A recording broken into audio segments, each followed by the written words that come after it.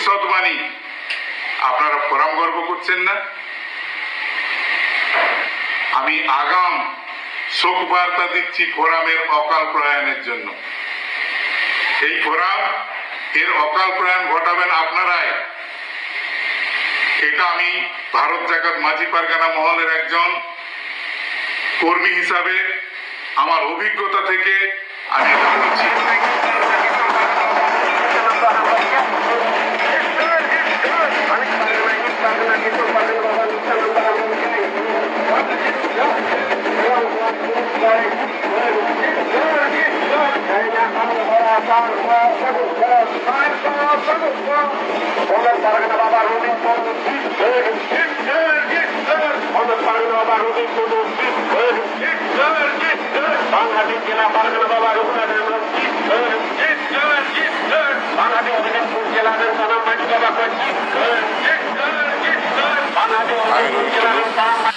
ভারত জাকাত মাঝি পারগানা মহলের পশ্চিমবঙ্গ পনত পারগানা, আপনারা কম বেশি সবাই জানেন, আমরা আগেই ঘোষণা করেছিলাম অবিভক্ত মেদিনীপুর জেলার জেলা পারগানা বাবা রঘুনাথ হেমব্রমের ডাকে আজ 6 মার্চ 2024 ঝাড়গ্রাম শহরের প্রাণ কেন্দ্রে ডিএম হলে আমাদের একটি সভা ছিল।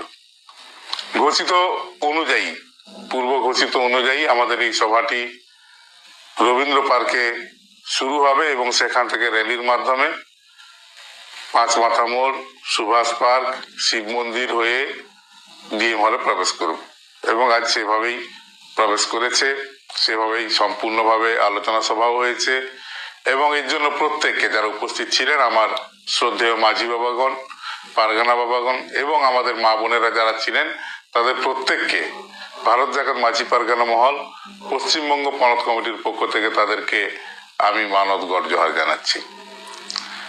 আপনারা জানেন কদিন আগে সোশ্যাল মিডিয়ায় শোরগোল উঠেছিল, সেটা হচ্ছে কি বিভিন্ন অফিসে অনৈতিকভাবে চিঠি চাপাটি করে আমাদের এই সভাকে তারা বানচাল করার চেষ্টা করেছিল এবং তারা সে সমস্ত চিঠিতে লিখেছিল যে তারা বিদ্রোহ করবে, তারা বিক্ষোভ করবে, তারা আন্দোলন করবে।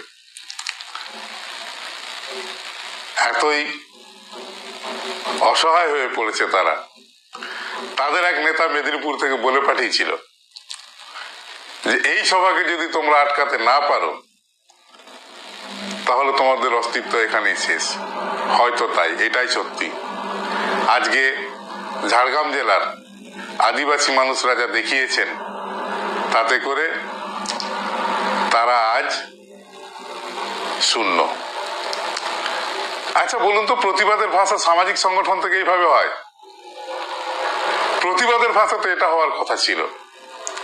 আমার আজকে 4000 মানুষ সেখানে এসেছিলেন, তারা 8000 নিয়ে আসবেন, এসে তারাও সভা করবেন, যেটা পাল্টা সভা। তারা সেই পথে হাঁটলেন না, হাঁটবার সাহসও হবে বলে আমার মনে হয় না। তারা কি করলেন? তারা আমাদের সভাটাকে ক্যান্সেল করার নাকি চেষ্টা করেছিলেন, আমার চোখে পড়েনি। আমরা তো স্বাভাবিকভাবেই রবীন্দ্র পার্ক থেকে যে সমস্ত রুট ছিল আমাদের, সেই রুটে আমরা র্যালি করেছি, আমরা মিছিল করেছি, আমরা স্লোগানিং করেছি, আমরা আমাদের দাবি তুলে ধরেছি, আমরা আমাদের কথা বলেছি এবং যে সভাস্থলে আমাদের সভা হওয়ার কথা ছিল সেখানে আমাদের আলোচনা হয়েছে, সুষ্ঠুভাবেই আলোচনা হয়েছে এবং আমাদের যারা বক্তা ছিলেন তারা সুস্পষ্টভাবে তারা তাদের বক্তব্য পেশ করেছেন। আমাদের যারা দর্শক আসনে যে সমস্ত আমাদের মাঝি বাবা, পারগানা বাবারা এবং আমাদের মা বোনেরা ছিলেন তারা অত্যন্ত সুন্দরভাবে সেই সমস্ত কথাগুলি আমাদের শুনেছেন। তো বিষয়টা হচ্ছে এটা যে যারা এতদিন ধরে এত কাগজপত্র বিভিন্ন অফিস, ঝাড়গ্রামে তো একটা অফিসে বাদ রাখেননি, তাতে ডিএম সাহেব, এসপি সাহেব থেকে শুরু করে থানা, এসডিও, আরো কি কি অফিস আছে হয়তো আমাদের জানা নেই, সেসব অফিসগুলো তারা বিভিন্ন কাগজপত্র তারা দিয়েছেন এবং একটা লেভেল থেকে না, অনেকগুলো লেভেল থেকে দিয়েছেন। জেলা লেভেল থেকে দিয়েছেন, স্টেট লেভেল থেকে দিয়েছেন। বড় করুণা হয় আপনাদের জন্য। কাজ করার যদি শক্তি থাকে কাজ করুন না, আমরা তো বাধা দিইনি, চেষ্টা করেন কেন? আপনাদের কলকাতার এই সভা আমাদের দেখেও কি জ্ঞান হয়নি, নাকি জ্ঞান পাপি আপনারা? আজকে ঝাড়গ্রামের বুকে যে সমাগমটা দেখলেন, এটা ট্রায়াল দিলাম, এরপরে আবারও দেখবেন। আর বাকি যে সমস্ত ইস্যুগুলো আপনারা তুলছেন, এগুলো শিশুরা করে। অবশ্য আপনারাও শিশু, তার কারণ সাংগঠনিক ভাবে তখনও শৈশবত্ব কাটেনি আপনাদের।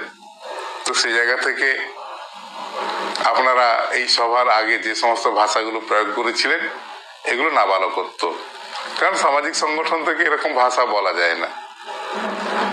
তো সেগুলো একটু শেখার দরকার আছে, একটু শিখবেন। আর একটা কথা বলি, আজকে আমরা যে কর্মসূচি করলাম, এই কর্মসূচিকে আগামী দিনে আরো আমরা অনেক দূর নিয়ে যাব। আপনারা শুধু দেখতে থাকুন। আপনাদের মতো করে আপনারা আটকাবার চেষ্টা করবেন, আর আমরা আমাদের মতো করে টেনে হিচড়ে ঠিক ছুঁচে ঢুকে ফাল হয়ে বেরোবো। আপনারা কিছুই করতে পারবেন না।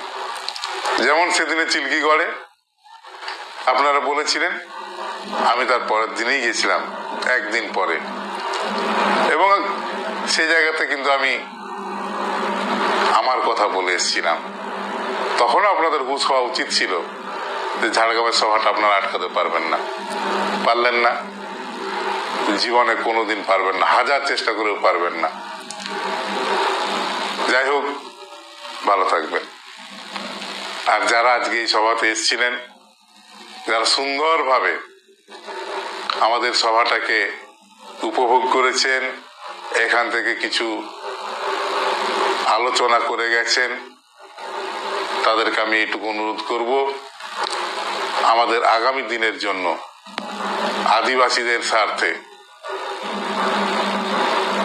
আজকের আলোচনার বিষয়বস্তুকে সকলের মধ্যে ছড়িয়ে দিন। আর আগামী দিনে আমাদের সংগঠনকে আমরা আবারও মজবুত করব। ভালো থাকবেন।